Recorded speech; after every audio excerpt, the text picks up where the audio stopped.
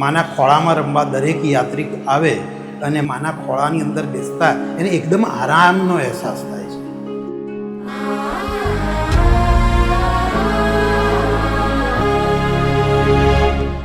મારી સાથે અત્યારે સ્વયં છે મા જગદંબા ત્રિશૂળ સ્વરૂપે.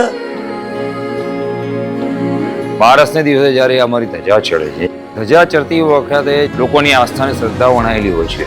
એ ઉત્સાહમાં અમે આમ રડી પડીએ છીએ. એ ચોદાન આંસુ હોય છે, જે એ ચોદાન આંસુ માને કહીએ છીએ કે એ માં અમારી આ ઈચ્છા પરિપૂર્ણ થાય, મનોકામના પૂર્ણ થાય.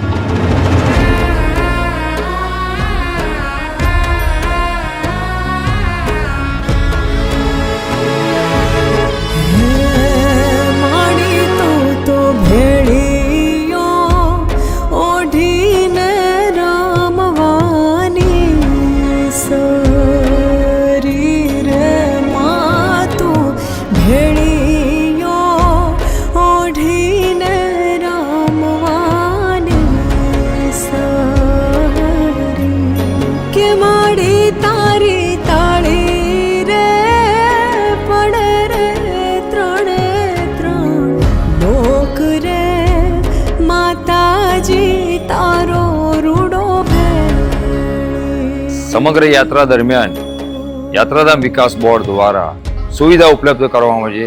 પોલીસ તંત્રનો સાથ સહકાર બી ખૂબ જ રહેલો છે. જે રસ્તામાં ગુજરાત વિકાસ બોર્ડ દ્વારા જે વ્યવસ્થા કરવામાં આવી હતી એ વ્યવસ્થામાં અમે ધન્યતા અનુભવીએ છીએ. રસ્તામાં કોઈ જાતની તકલીફ પડી નથી.